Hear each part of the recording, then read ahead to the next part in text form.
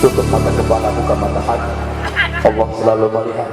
Saudara dirahmati Allah, sekarang bulan Syawal, kemarin kita puasa, berganti tahun, berlebaran kita semua ketahui tidak ada jaminan ketemu lebaran tahun depan, lebaran tahun depan, karena berganti hari, minggu, bulan, tahun. Bukan semakin panjang umur, semakin pendek umur kita, semakin pendek usia kita. Kemanapun kita pergi, kemana saja kita melangkah, satu langkah itu sadari, renungkan dengan ikhlas, sesungguhnya selangkah menuju kubur kita. Kita semua pasti mati, pasti akan meninggalkan apa yang kita cari dan kita cintai selamanya. Ibu bapak saudara dirahmati Allah, maut bisa menjemput kita kapan dan di mana saja kita berada. Mungkin di jalan, mungkin di kantor, mungkin di pasar, mungkin di rumah sedang duduk atau bahkan sedang tidur.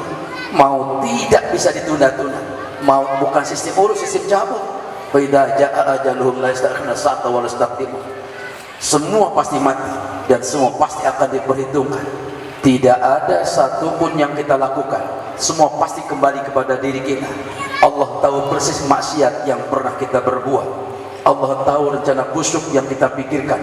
Allah tahu di balik semua perbuatan kita. Ibu bapak saudara dirahmati Allah, andai kita sudah mati, tidak ada lagi yang bisa menolong kita. Harta yang mati-matian kita kumpulkan, yang membuat kita pusing sehari-hari, tidak akan pernah bisa kita bawa, karena bukan milik kita, itu semua milik Allah. Hanya dengan kain kafan yang dililitkan ke tubuh kita. Bayangkan Pak, Bu, andai kita sudah mati, tubuh sudah kaku, wajah sudah membeku, kain kafan sudah mulai membungkus. Bersyukur kalau nanti ada yang mau mengurus dan mensolati kita. Karena kesombongan dari kita, orang tidak peduli dengan jenazah kita.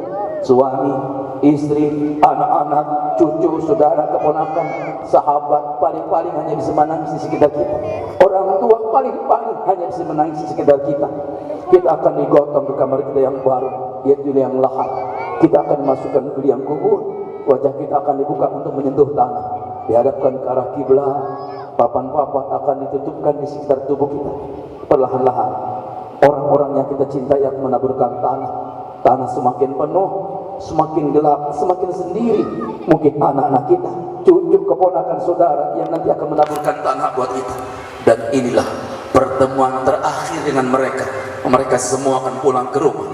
Tinggallah kita sendiri di yang lahat sendiri. Inilah saatnya kita sendiri, lahir sendiri, dikubur juga sendiri. Belatung, cacing, rayap mulai menginap dalam tubuh kita. Tapi yang paling jadi masalah, justru pada saat datang malaikat kubur, mungkin pertanyaannya, wahai makhluk malam, berpuluh tahun kau hidup di dunia, betapa congkaknya engkau, betapa sombongnya engkau, betapa angkuhnya engkau, betapa banyak nikmat Allah yang kau sia-siakan dan kau balas dengan berkhianatan.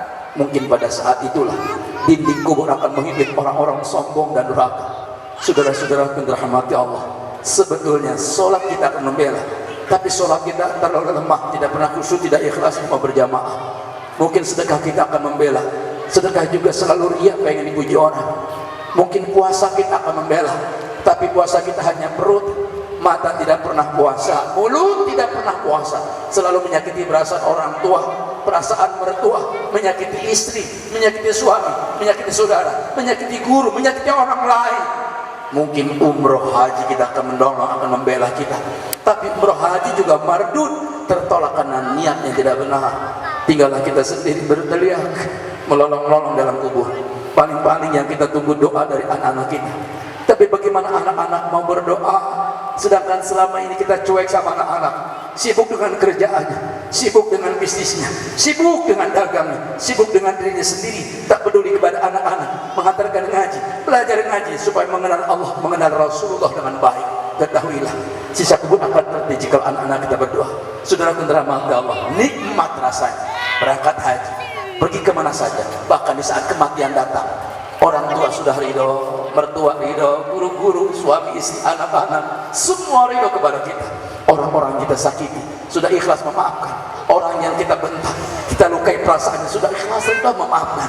Tidak ada lagi hutang piutang, kita lepas aja penuh dengan kemuliaan dan husnul khatimah. Allahu ala Muhammad sallallahu alaihi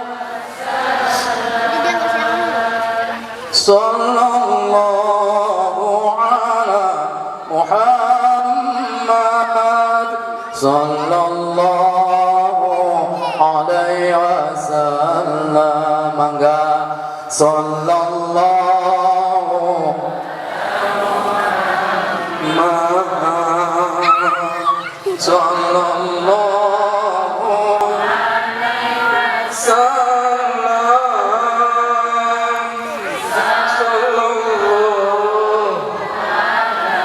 Muhammad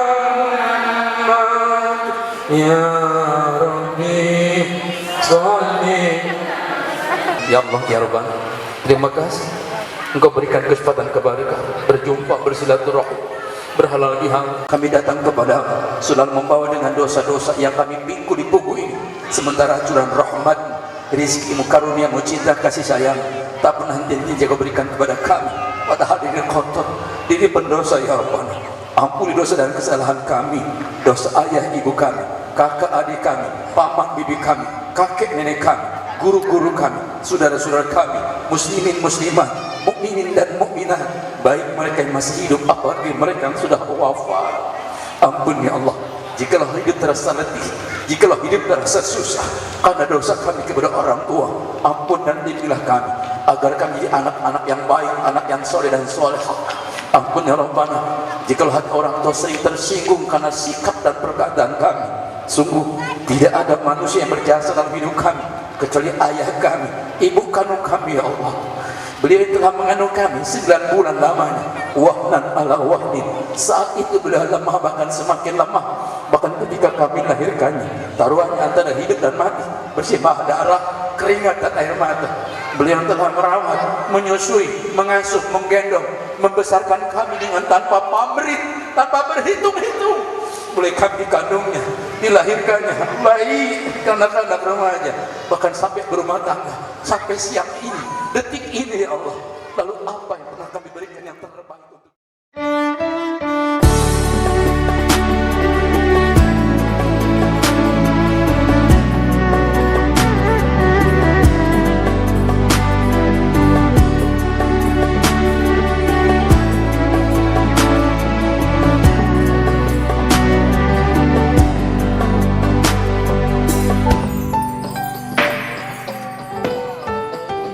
dulu kau pernah bermimpi temuinya di tanah suci. Kini kau kan pergi tunaikan panggilan ilahi. Datang dan katakan padanya di sana, di sana. Labbaik